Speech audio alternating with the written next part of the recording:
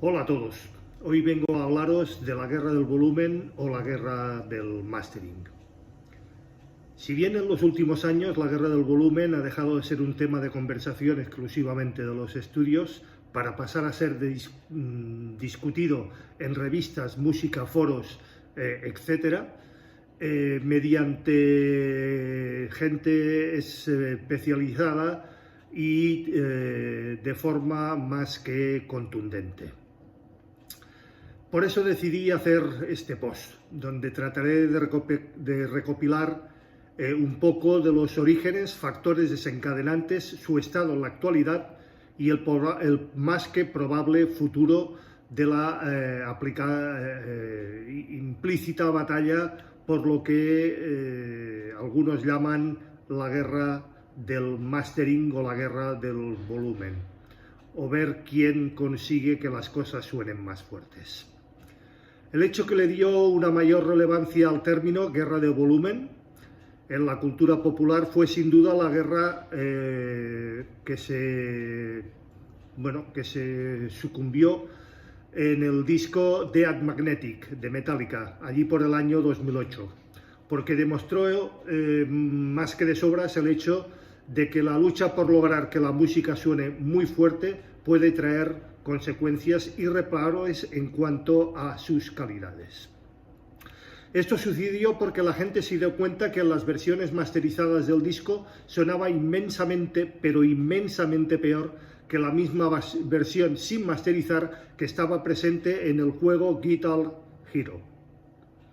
La gente en general no entendía a qué se debía este fenómeno, pero se empezó a cuestionar el origen del problema. Teniendo en cuenta que eso haremos en este análisis histórico de la guerra del volumen, dando algunos ejemplos prácticos para ilustrar todos estos puntos. Empecemos entonces. ¿La guerra del volumen qué es?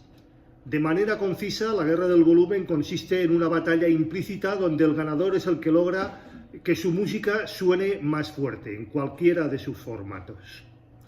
Dicho de esta manera puede sonar un poco estúpido, pero la realidad es que el volumen de la música es uno de los factores que más influyen en nuestro juicio sobre la calidad de la misma. Aunque parezca mentira, ya lo he comentado en anteriores posts, contra más fuerte suena, mejor parece que suena. Y eso es pura mentira. También entran en juego evidentemente las curvas Fletcher-Munson, que también influyen en este caso, es decir, las curvas de Fletcher-Munson, contra mayor presión acústica, mayor sensación en nuestros oídos. Es en la práctica, en la competencia que existe entre los lanzamientos discográficos, en la que los ingenieros de mastering intentan que sus masterizaciones suenen igual o más fuertes que en la competencia, ayudándose para este fin de herramientas como pueden ser los compresores o los limitadores expansores, básicamente. ¿A qué se debe esto? Primordialmente a la psicoacústica, como hemos visto hace un momento. Si se nos presentan dos sonidos iguales, pero uno con una diferencia de volumen, los seres humanos tendemos a preferir los que suenan más fuertes, aunque el sonido en esencia sea exactamente el mismo. El sonido más fuerte tendrá una apariencia de mayor detalle, mayor definición y se escuchará con más graves.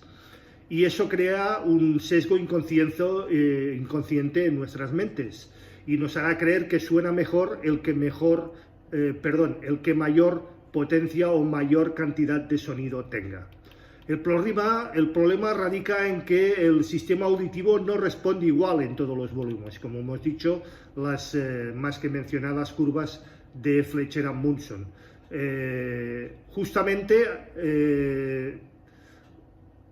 El oído humano o el canal auditivo forma una resonancia a las frecuencias medias, magnifica dichas frecuencias. Justamente estas frecuencias son muy importantes para el entendimiento de la voz en su esencia. Debido a que esta resonancia, los seres humanos tenemos mayor sensibilidad en este rango de frecuencias en comparación con los graves o los agudos. Por lo tanto, se necesita más nivel de volumen en las bajas y altas frecuencias para tener la misma sensación de sonoridad que en los medios. Este fenómeno tiende a emparejarse a mayores niveles de presión sonoras, volumen. Este fenómeno subjetivo fue estudiado, como he dicho, por Fletcher y Munson allí sobre el año 1930. Curvas de igual sonoridad de Fletcher y Munson. Estas indican que cerca de los 3000 Hz aproximadamente se encuentra la zona de resonancia y que además se toman los 1000 Hz como referencia de dichas formas y de dichas curvas. Por ejemplo, un nivel de presión de 3 dB forma la curva de 30 Fons y a 1 kilociclo, pero se requieren 58 dB a 20 dB para tener la misma sensación de igualdad sonórica. Espero haberme expresado bien y que lo podamos entender sin gráficas, ya disculparéis. Entonces, lo que provoca que tendamos a preferir de dos canciones iguales, pero una con mucho más fuerza o mucho más volumen, viene, bueno, repercutido por dichas curvas isofónicas o curvas Fletcher y Munson. Esta precisa que se use el mastering para muchas más veces forzarlo y hacer que la pista en general suene muchísimo más gorda, muchísimo más hinchada, pero a la vez perdemos claridad, perdemos calidez, la parte de los tránsitos y transitorios y los ataques sonarán más uniformes y el sonido se quedará pues degradado, empastado y con una calidad francamente mala. En los últimos tiempos hemos escuchado volúmenes que directamente están distorsionados y que suenan empastados, como he dicho, y francamente mal. Producen incluso fatiga auditiva al escuchar por tiempo prolongados y cansan realmente al oído. Todo esto por sonar más fuerte que la competencia. Un claro ejemplo de esto es los discos antes mencionados de Metallica, que tienen muy altos niveles de distorsión. Hagamos un poco de historia. Que la discusión sobre la guerra del volumen sea algo relativamente reciente en la cultura popular no quiere decir que el fenómeno sea nuevo o que lo haya desencadenado Metallica, ni muchísimo menos. La realidad es que la guerra del volumen se remonta de cierta manera a los inicios mismos de la grabación de audio y a la producción de música y de contenido auditivo en general. Ubiquémonos en un punto de la historia donde el medio del almacenamiento de la música era el disco de vinilo, aunque sigue siendo así. Antiguamente, básicamente, las plataformas no existían, internet no existían, los ficheros digitales no existían y las fuentes y las grabaciones se hacían para ir sobre vinilo, cassettes, etc. Pero básicamente vinilos. A pesar de que sea muy difícil de creer, las compañías discográficas tenían la misma filosofía que tienen hoy. Quiero que la música venda. ¿Cómo lo hacían antes? Pues antes el mismo rango dinámico del vinilo, que es más bien escaso, limitaba las posibilidades sobre la compresión en las mezclas. Como nos podemos imaginar, no existen las plataformas de streaming en esa época. La única forma de llegar al público masivo era mediante la difusión radiofónica.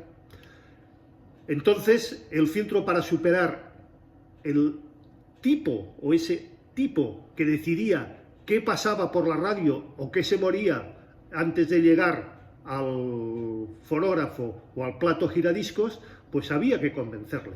Y ese tipo venía siendo el director de programación de los estudios radiofónicos o de las emisoras de radio.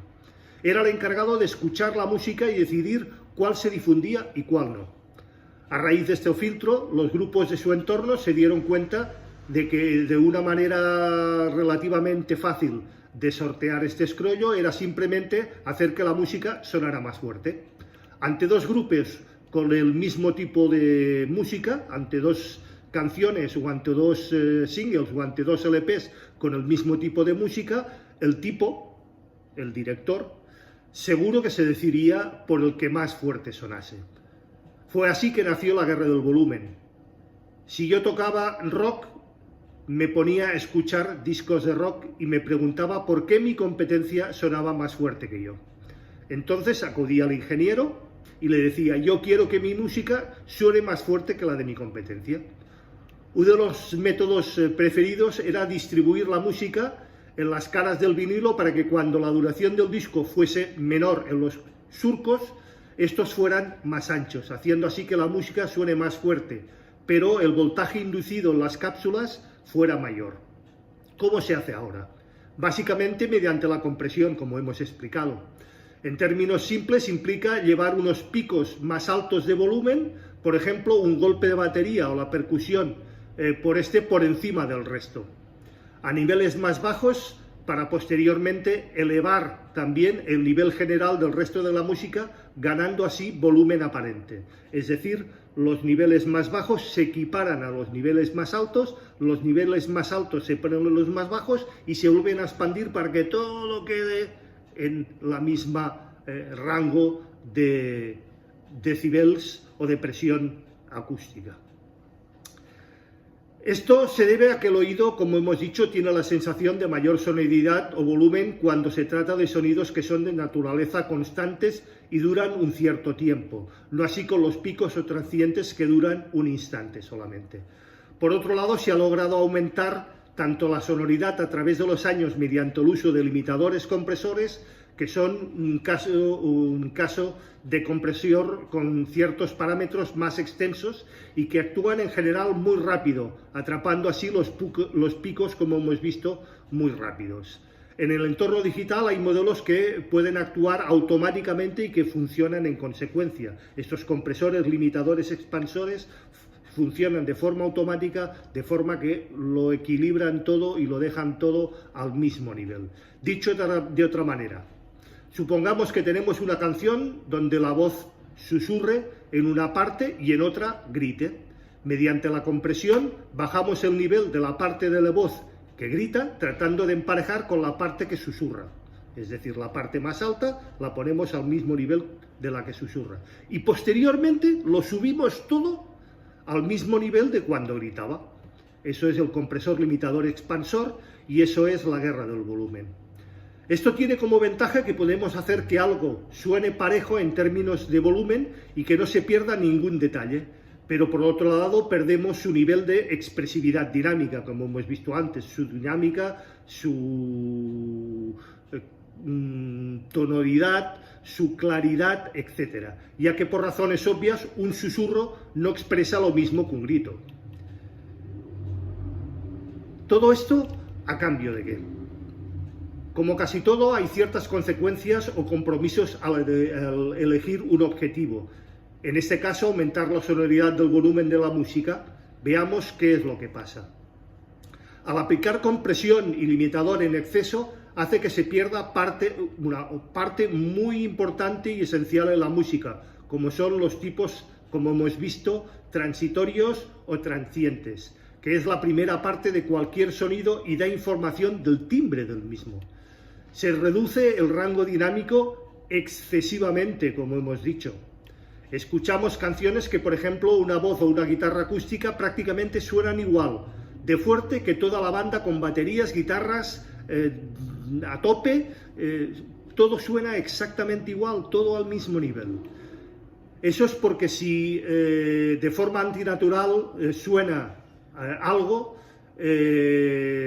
de alguna manera nos hace pensar que suena mejor, como hemos dicho.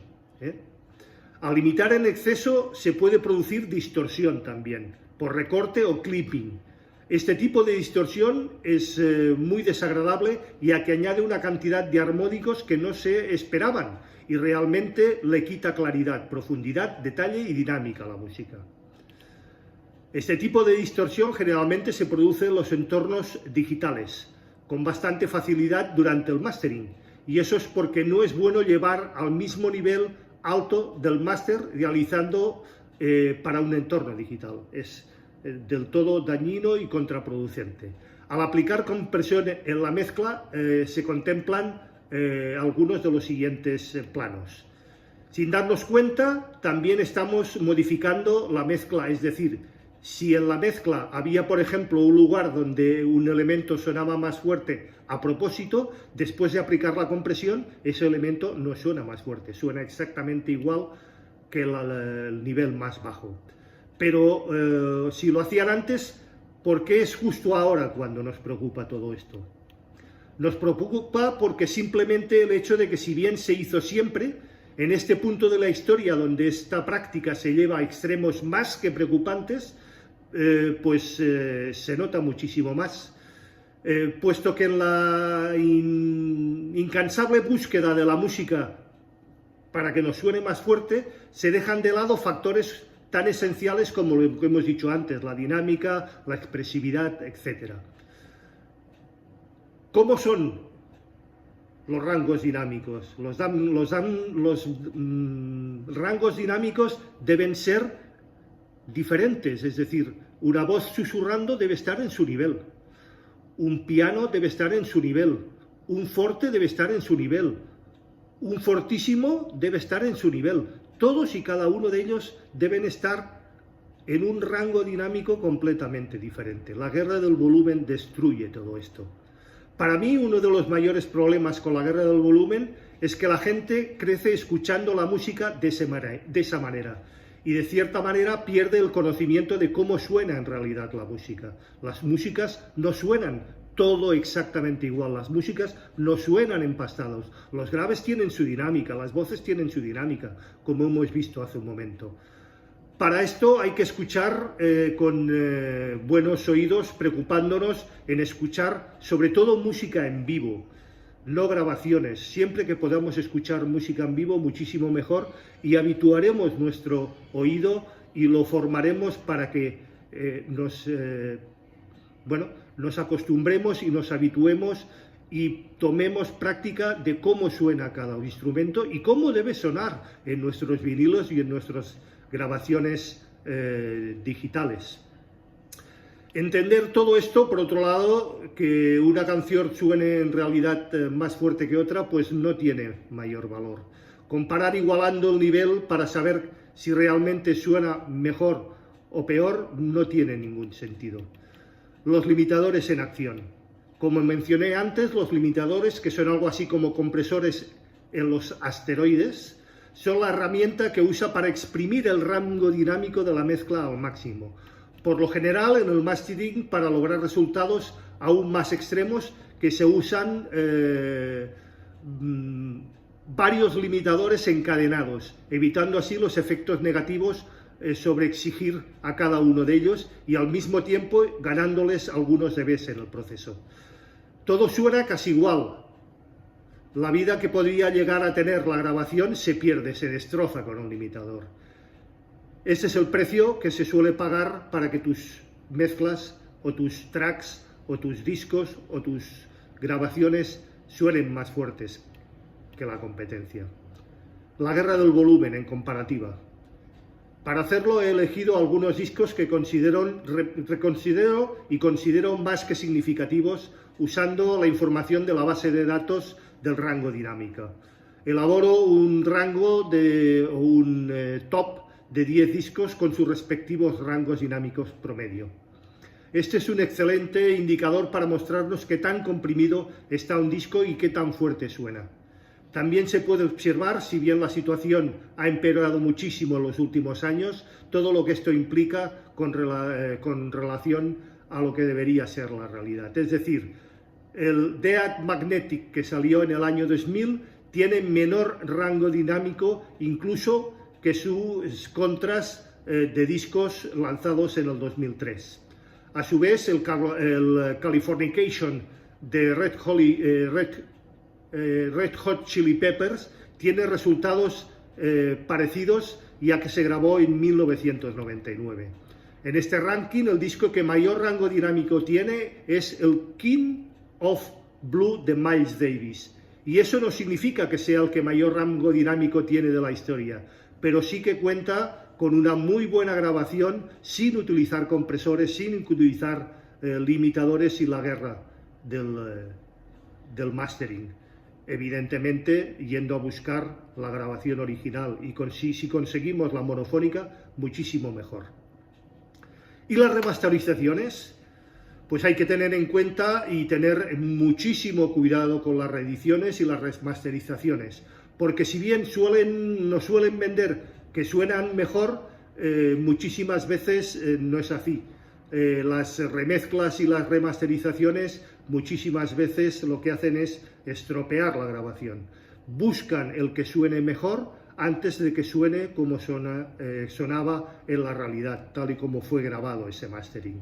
Otro problema son que las ediciones en vinilo actuales. El hecho de que un disco esté en formato vinilo no implica demasiado, ya que si la masterización se hizo de una forma brusca y antinatural, el formato en vinilo nos sonará completamente destrozado, como he dicho, con distorsiones y sin ninguna dinámica y sin ningún matiz. Hay que entender que el famoso sonido del vinilo no proviene solamente del vinilo, sino también de una cadena de producción que empieza sobre todo en la captación, en la grabación, en la mezcla y en la masterización. Activismo del volumen. El objetivo es el mando. Muchos ingenieros de mastering, músicos y personas ligadas con el audio en general decidieron tomar su iniciativa de forma proactiva en contra de la vorágine del volumen, y para ello pusieron manos a la obra en una ardua tarea de concienciar al público y sobre todo a sus clientes y implicarles a todos y cada uno de ellos en la cadena de producción de la música. Para esto es necesario que, si el cliente quiere sonar más fuerte a toda costa, darle la opción de elegir con toda la información pertinente antes de arruinar el máster para siempre. Para el usuario final, la mejor educación posible es tan simple que parece estúpida: el mando del volumen. Personalmente me pasa con casi todas las veces que toco el volumen mientras escucho música, y lo hago no para subir, sino para bajar, para hacer que las cosas suenen tal y como deben sonar. El mando del volumen se hizo para usarse, y si se quiere escuchar algo más fuerte, lo único que tienes que hacer es, evidentemente, subir el volumen. Pero que no lo hagan los ingenieros, no lo hagas en tus mezclas, porque destruyes toda la riqueza del sonido. Algunos hechos. Estudios más recientes demuestran que no existe una correlación directa entre lo que suena más fuerte y el nivel de ventas de dichas producciones. La creencia de que es necesario limitar de manera extrema la música puede ser muy competitivos de una manera más que falsa, porque, por ejemplo, las emisoras de radio ya tienen en cuenta sus propios limitadores propios de la técnica que utilizan para radiodifusión. La realidad es que la música con mayor rango dinámico va a sonar mejor en la radio, porque los limitadores que estos tienen van relacionados en consecuencia para que esto suene mejor. No hace falta abusar de ellos. A veces, para no perder competitividad, alguna se estila de distintas maneras o en distintas versiones. Utilizan diferentes masterings, diferentes versiones para decir cuál suena mejor o cuál suena peor, desechando todas aquellas que están comprimidas y que suenan empastadas y sin rango dinámico. Conclusiones. Es posible que la guerra del volumen haya llegado para quedarse, pero la única herramienta que tenemos para combatirla es la educación, como he dicho, escuchar muchísima música en directo. Hacia los productores y los músicos y el público en general, decir exactamente lo mismo. No tiene ningún sentido la guerra del volumen. Hemos de hacer que las cosas suenen lo más natural posible, educar nuestros oídos. No hemos nacido con los oídos educados. Contra más música escuchemos, contra más música en directo escuchemos, más nos habituaremos a cómo deben sonar las cosas. Que el árbol no nos tape el bosque. Aprendamos a distinguir la diferencia entre algo sonando fuerte y algo sonando bien. Hagámoslo por el bien de la música. Y esto es todo por hoy. Quedo abierto, como siempre, a cualquier pregunta, duda, aclaración, cuestión o sugerencia por vuestra parte, que como siempre será debidamente respuesto. Recordad, si os ha gustado, dadle al like. De esta forma ayudáis al canal. Suscribiros, si no lo estáis ya. Acordaros de darle también a la campanita gris para que YouTube os avise de cualquier novedad dentro del canal. Daros las gracias y nos vemos el próximo viernes, si así lo creéis, en A las 8 estrenamos. Buen fin de semana, muy buena semana y hasta entonces. Espero no haber sido extremadamente pesado y con demasiadas explicaciones técnicas. Una vez más, gracias y nos vemos.